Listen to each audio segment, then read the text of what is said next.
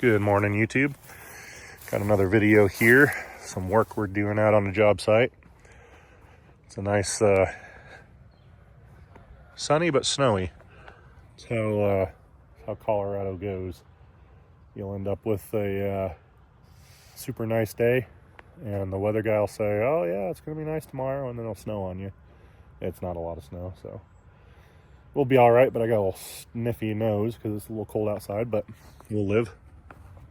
We've got a water line we're putting in, gas line, so we'll be doing some trenching. We've got some backfill with the SVL today, so we're gonna do a little bit of both.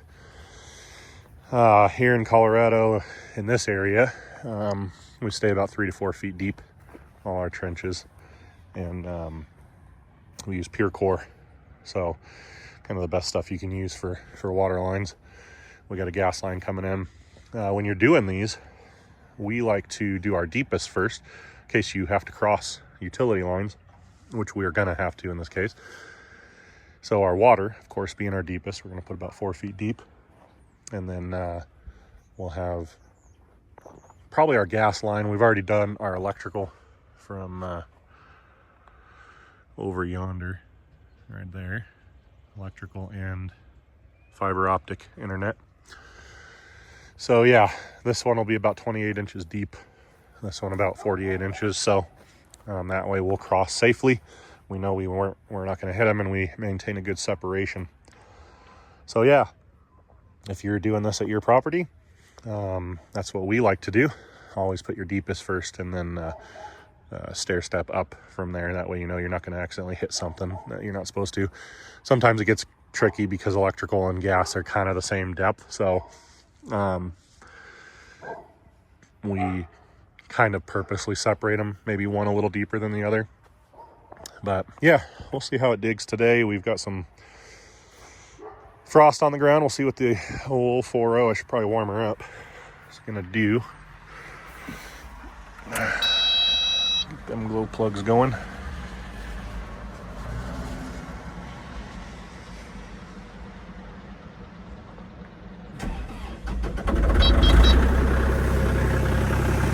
There we go. Warming up. Thank you, KX-040, for telling me you're warming up. No smoke.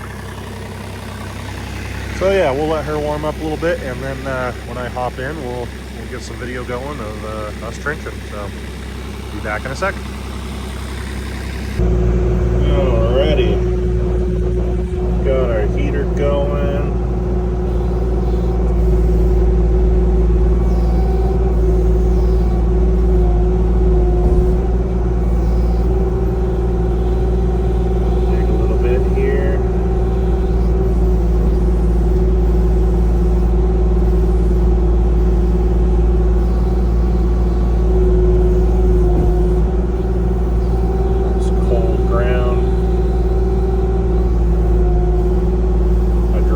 Probably still a little bit cold.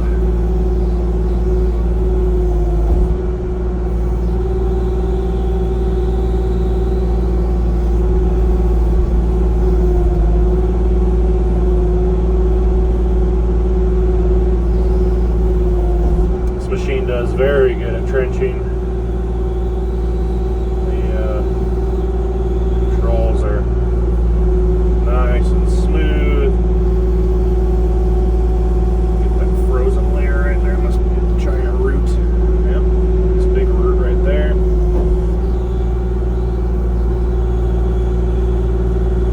Rips through them.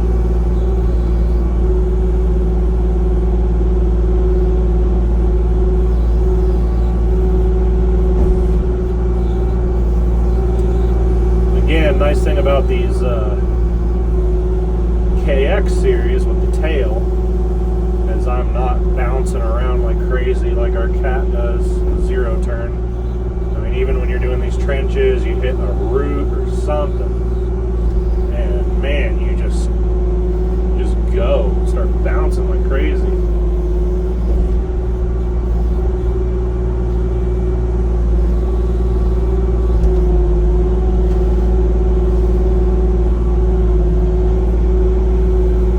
I like using this 2-foot bucket.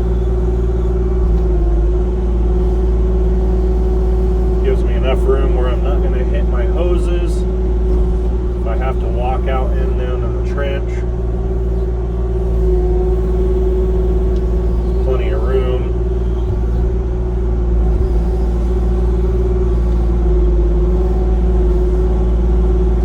Break through that little permafrost right there.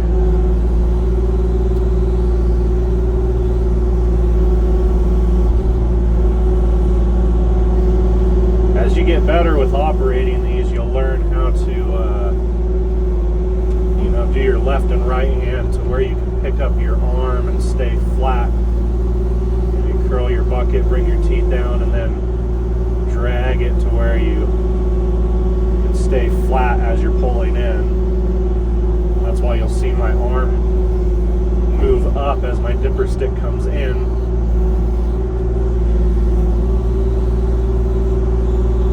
And I'm just trying to maintain a flat grade as I'm digging. It's not, necessary to have a perfectly flat floor on these, but it just looks better, especially if you've got your client coming by and they're watching, and it's good practice on your machine to learn to do that, because then you get better with the controls.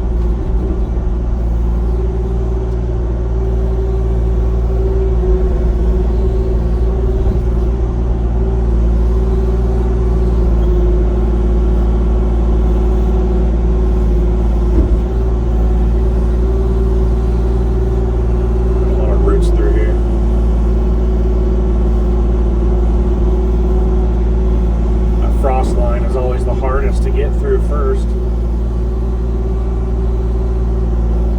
Once you're through it, she digs like a dream.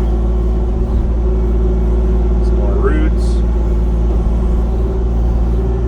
Yeah, this machine's got plenty of power to tackle it.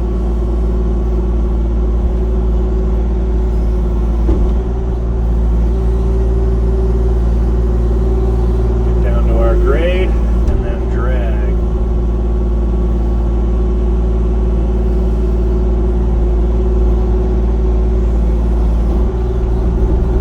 With your tooth bucket, you're not going to get an absolutely beautifully flat floor, because you always get a little bit of a groove in there.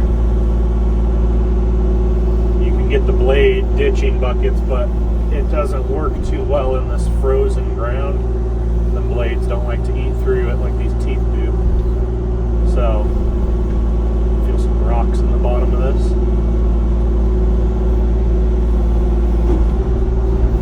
Been very happy with the choice of this machine.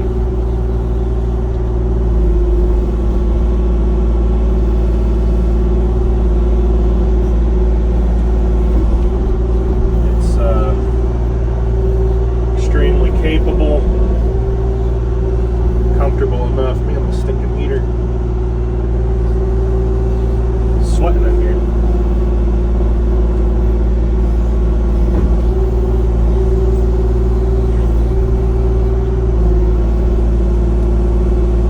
Starting off in a business of excavating and stuff, the utility trenches are always a great opportunity to get practice. Always make sure you do your locates to make sure you're not going to run into anything stupid. But just a great opportunity to learn your machine, learn how to get good with stacking dirt, backfilling, grading. I mean, utility trenches have the best of everything with a very low risk. You're not going to have clients super pissed off unless you do like a terrible backfill job. But it really allows you to use your blade, learn how to read grade, learn the depths of your bucket. Now I use my arm to measure height, so I'm going to my pin, that top shiny pin right there, is the depth I'm trying to stay at. So I know I'm at a good depth with that. Another stinking root.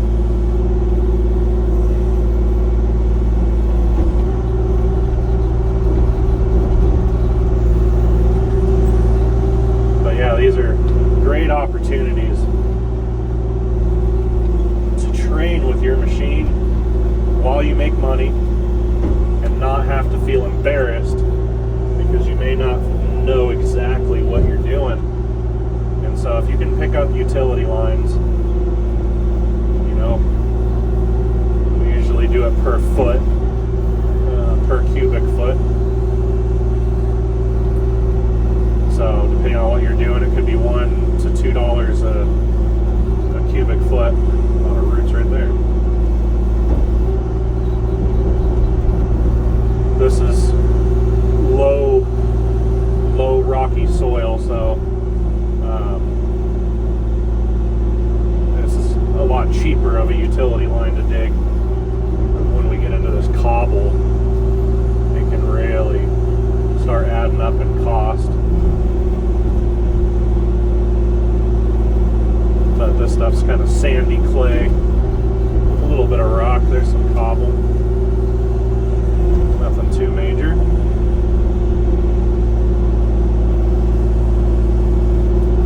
Or you can bid it by the hour.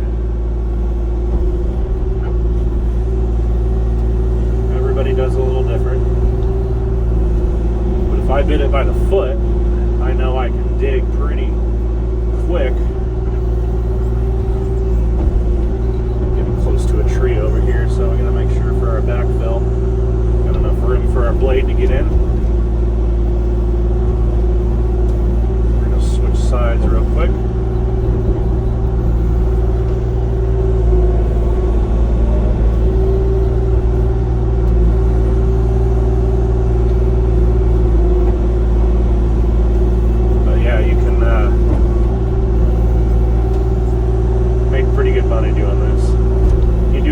You learn the ins and outs. You're always learning. I don't care how old you are. You're always going to be learning. There's nothing wrong with that. I think people get in this mindset that you have to be a know-it-all all the time, and that you got to somehow be the master within a couple years. You know, it takes years and years and years to learn any trade that you're doing, and there's nothing wrong with that. It's the fun part. You should always be willing to learn and grow in your education. I think kids nowadays, they're taught, oh, I can go to school and in 3 years I got a master's degree and I'm a master, and they just get pompous, and then they get out into the workforce, and life is an equal opportunity lender. It hits us all the same. Reality sets in. I always tell kids, you know, maybe go join the workforce for a little bit. See what you like to do. Don't just hop off into college because someone said so at your school. Maybe you find you like doing this. Maybe you want to be a business owner. Maybe not. Maybe you're not a risk taker. Maybe you like working for someone else. That's fine. But I'm a believer college is for people who are just a little bit older, have some experience under their belt, knowing what they want to do with their life. When you're 18, you don't know what you want to do with your life. Maybe you have a honorable calling to serve in the military. Nothing wrong with it. But as I've gotten older, kind of gone into the belief that you should probably try and think about your choices a little more and give yourself some time. See what you really like, what you want to do. This is a land of opportunity, not the land of work to live. You should enjoy what you do. And when you do, the work comes out better. When people are doing what they like to do, you know, you get people at NASA and SpaceX, these people that are rocket scientists, and that's just absolutely what they love to do. And they've got someone like, you know, Elon, who's got the sense to let their creativity flourish, and they making just crazy stuff, you know, just technological wonders. It's because they like what they do.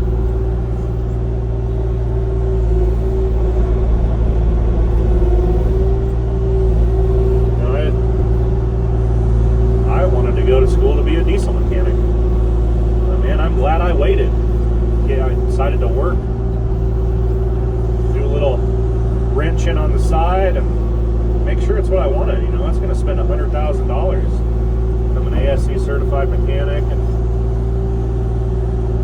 it was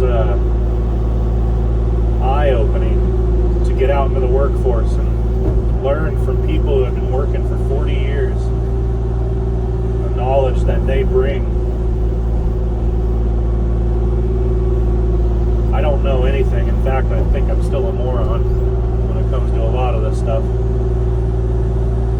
But I got enough sense into me to see when someone does know something, and when they're telling you some advice, you should have sense enough to listen.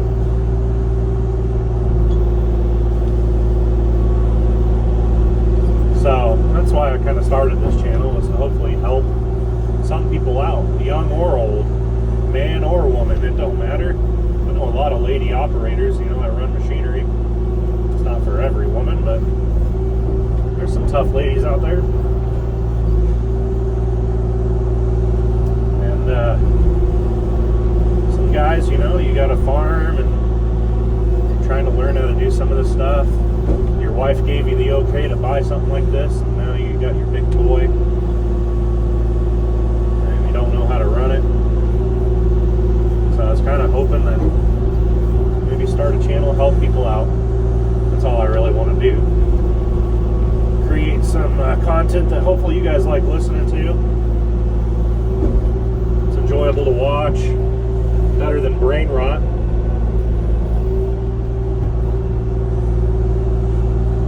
But yeah, you know, this is all you do.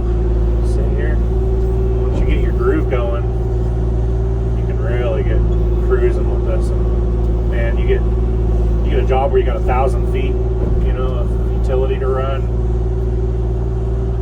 You can really make some great money with this machine.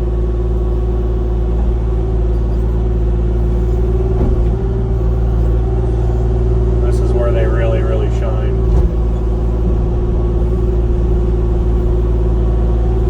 So yeah, we'll go ahead and trench this.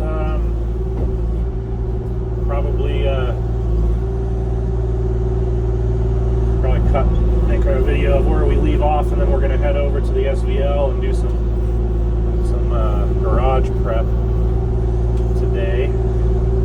That way we get a little bit of excavator, we get a little bit of skid steer.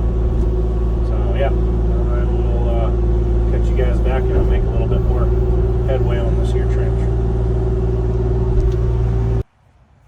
And there she is, boys and girls. The waterline trench. So yeah, it took about, I don't know, 30 minutes. So, you know, you charge by the hour. Well, you're only making $150, but you charge by the foot, and you're making pretty good money. So that's why I kind of like to charge by the foot. But yeah, that'll finish up this video. It's funny how when you're running these machines, you get just all that time to kind of sit and think about things, you know.